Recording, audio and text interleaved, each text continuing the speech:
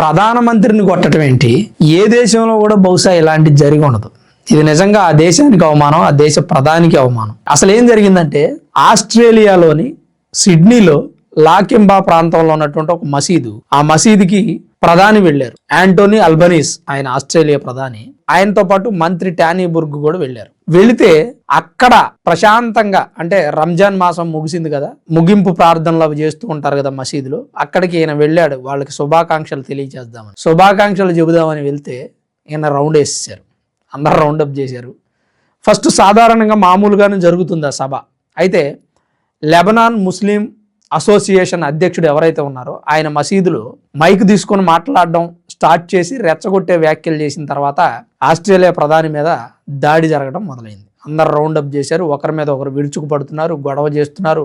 ఎవడికి నచ్చింది వాడు తిడుతున్నాడు, అందితే బాద్దామనే చూస్తున్నారు.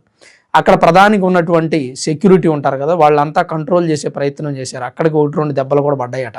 అయితే ఇలా కొట్టడానికి కారణం ఏంటంటే ఇరాన్ ఇజ్రాయెల్ యుద్ధం నేపథ్యంలో ఆస్ట్రేలియా ఇరాన్కి సపోర్ట్ చేయలేదంట, స్పందించలేదంట. ఎందుకు స్పందించాలంటే ఇరాన్కి సపోర్ట్ చేస్తే ఈ పాటికి ఆస్ట్రేలియాను కూడా లేపేస్తారు. ఎందుకంటే ఇజ్రాయెల్ అమెరికా కలిసి ఇరాన్ మీద దాడి చేస్తూ ఉన్నాయి. అదొకటను. పైగా ఆస్ట్రేలియా జనాభా 2,70,00,000 సమ్ జనాభా.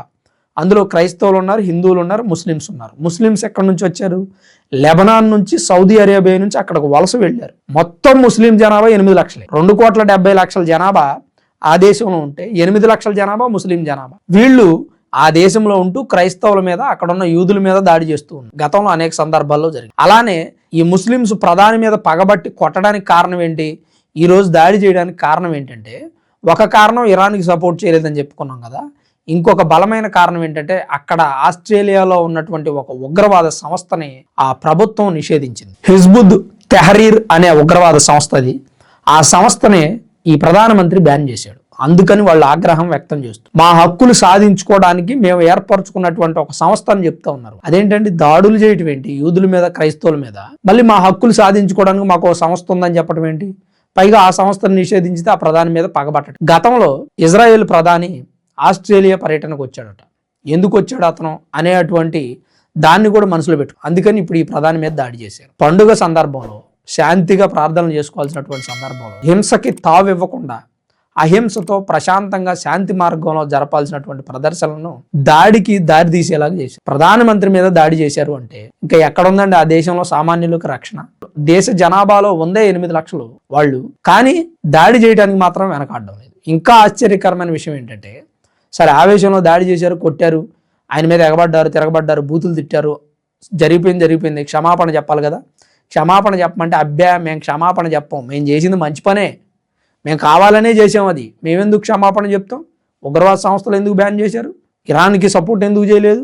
ఇజ్రాయెల్ ప్రధాని ఇక్కడికి ఎందుకు వచ్చాడు? మా ఇష్టం, మేము ప్రధాని కొడతాం, మంత్రిని కూడా కొడతాం, మంత్రికి కూడా తగిలినాడు దెబ్బలు. అంటే ఎంత దారుణమైన పరిస్థితి ఉందో ఒకసారి చూడండి. 8 లక్షల మంది జనాభా ఉంటేనే ఆ రకంగా అరాచకం చేస్తున్నారంటే ఆస్ట్రేలియాలో వాళ్ళు ఇస్లామిక్ రాజ్య స్థాపన చేయాలని. ఒకవేళ ఉన్న 2,70,00,000 మందిలో 70 లక్షల మంది వీళ్ళే ఉంటే పరిస్థితి ఏంటి? ప్రాక్టికల్గా ఆలోచించండి ఫ్రెండ్స్. ఇప్పుడు నేను ఈ విషయాన్ని చెప్పినా కానీ మన దేశంలో ఉన్న వాళ్ళకి చాలా మంది కోపం. నేను ఎక్కడో వేరే దేశంలో ఉన్న విషయం తీసుకొచ్చి చెప్తుంటే మన దేశంలో ఉన్న వాళ్ళు పాపం బాధపడతా ఉంటారు. ఉగ్రవాదం, హింస, అశాంతి ఎక్కడైతే ఉన్నాయో వాటిని మనం నిషేధించాలి. ఏ వ్యక్తి అయినా సరే. ప్రపంచ దేశాలన్నీ కూడా శాంతి భద్రతలతో విరాజిల్లాలి తప్ప ఎప్పుడు గొడవలు పెట్టుకుంటూ తన్నుకొని గుద్దుకొని సాగకూడదు. ఈరోజు ఇరాన్ మీద దాడి చేస్తున్నారు అంటే ఇరాన్ ఉగ్రవాద సంస్థల్ని ప్రోత్సహిస్తుంది. ఆ దేశంలో ఉన్నటువంటి ప్రజలను ఇబ్బందులకు గురి చేస్తుంది, ప్రజలను నానా ఇబ్బందులు పెడుతుంది. సామాన్య మానవుడు, ఈ షియా ముస్లిం తప్ప వేరే వ్యక్తి అక్కడ ప్రశాంతంగా బతకలేడు. ఆడవాళ్ళు హిజాబ్ ధరించకపోతే అయిపోయినట్టే, చంపేసినట్టే వాళ్ళని, లేదా అత్యాచారం చేసేస్తారు. గతంలో కూడా నేను ఒక అందమైన యువతి, 22 సంవత్సరాల యువతిని అరెస్ట్ చేశారు హిజాబ్ ధరించలేదని. 3 రోజుల తర్వాత ఆమె కస్టడీలో చనిపోయింది. మానవ హక్కుల సంఘాల వాళ్ళు ఆరోపించేది ఏంటంటే ఆమె అత్యాచారం చేయబడింది, పోలీసులు ఆమెని అత్యాచారం చేసి చంపేశారు అని చెప్పి వాళ్ళు ఆరోపిస్తున్నారు. అలా హిజాబ్ ధరించకపోతే షియా ముస్లిం మహిళలు సున్ని ముస్లిం మహిళల మీద దాడి చేస్తున్నారు. ఎందుకు? హిజాబ్ ధరించలేదు. షియా ముస్లిం కంట్రీ అది. ఆ కంట్రీ వేరే వాళ్ళు బ్రతకడానికి అవకాశం లేదు. అలానే పక్క దేశాల వాళ్ళని కూడా బతకనివ్వరు. యూదుల దేశమైనటువంటి ఇజ్రాయెల్ని లేపేస్తా అంటున్నారు, క్రైస్తవ దేశం అమెరికాను లేపేస్తా అంటున్నారు. అలాగే అమెరికా మిలిటరీ స్థావరాలు ఏవైతే సున్ని ముస్లిం దేశాల్లో ఉన్నాయో వాటి మీద కూడా దాడి చేస్తుంది. ఎంత దారుణంగా మారిపోయిందో ఒకసారి చూడండి. పాకిస్తాన్ ఆఫ్ఘనిస్తాన్ మీద దాడి చేసి 200 మంది పేషెంట్లు ఉన్నటువంటి హాస్పిటల్ మీద బాంబులు వేసింది. 200 మంది చనిపోయారు. ఆ ప్రధాని ఏడుస్తూ కన్నీళ్లు పెట్టుకొని చెప్తున్నాడు, పాకిస్తాన్ మీద పగ తీర్చుకుంటామని.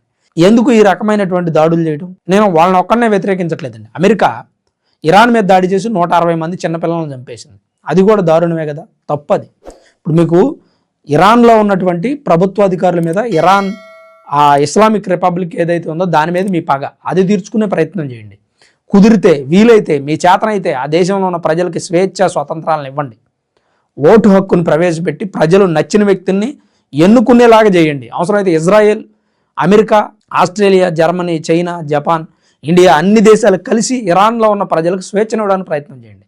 చంపడం ఒకటే పరిష్కారం కాదండి. ఇరాన్లో ఎవడైతే హింసకు పాల్పడుతున్నాడో, ఉగ్రవాదాన్ని ప్రోత్సహిస్తున్నాడో, పక్క దేశాల వాళ్ళని చంపేయాలని చూస్తున్నాడు, వాడిని పట్టుకోండి. వాడితో పాటు ఉన్న బృందాన్ని పట్టుకోండి. నికోలస్ మదురోని ఎందుకు అరెస్ట్ చేసి తీసుకొచ్చారండి? అలానే ఖమేనీ లాంటి వాడిని చంపారు. చంపకముందే ఆ ఖమేనీ సహచరులు అందరినీ తీసుకొచ్చి అక్కడ ఓటు హక్కు అనే దాన్ని ప్రవేశపెట్టి ఆ దేశ ప్రజలకు స్వతంత్రాన్ని ఇచ్చినట్టయితే ఇంకా బాగుండేది. ఇప్పటికే ఇరాన్ ప్రజల దృష్టిలో ట్రంప్ హీరో అయిపోయాడు, నెతన్యాహు హీరో అయిపోయాడు. అసలు అలా చంపకుండా ఉన్నట్టయితే దేవుళ్ళు అయిపోయేవాడు. హీరోకి దేవుడికి తేడా చూడండి. శత్రువుని చంపిన వాడిని రాజు అంటారు, సామాన్య ప్రజల ప్రాణాలు కాపాడిన వాడిని దేవుడు అంటారు అని చెప్పి బాహుబలి సినిమాలో ఒక డైలాగ్ ఉంటుంది. ఇప్పుడు శత్రువుని చంపడం మంచిదే, కానీ సామాన్య ప్రజల ప్రాణాలు కూడా కాపాడినట్టయితే ట్రంప్ దేవుడు అయిపోయేవాడు.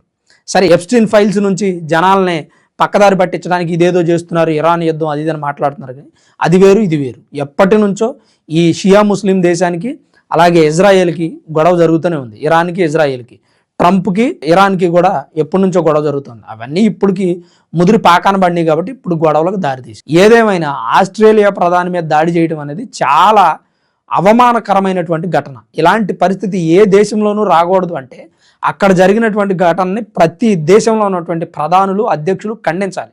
ఆ దేశంలో జరిగినటువంటి ఈ అమానుష ఘటన మరి ఏ దేశంలోనూ ఉత్పన్నం కాకూడదు.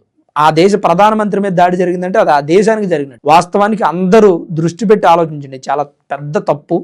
మరి అక్కడ ఉన్నటువంటి వ్యక్తులు, ఆ పని చేసినటువంటి వ్యక్తులను 30 మందిని అరెస్ట్ చేశారట, తర్వాత రిలీజ్ చేశారు. అసలు అరెస్ట్ చేయకూడదు, వాళ్ళ మీద కేసులు పెట్టి మరలా అలాంటి పరిస్థితి రిపీట్ అవ్వకుండా వాళ్ళని శిక్షిస్తే బాగుండేది అనేది నా అభిప్రాయం.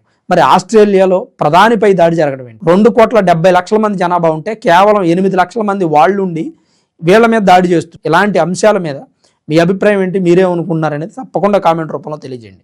అలానే వీడియో చూస్తున్న ప్రతి ఒక్కరూ దయచేసి లైక్ చేయండి. Thanks for watching this video. This is Ram signing off సన్మర్ studios.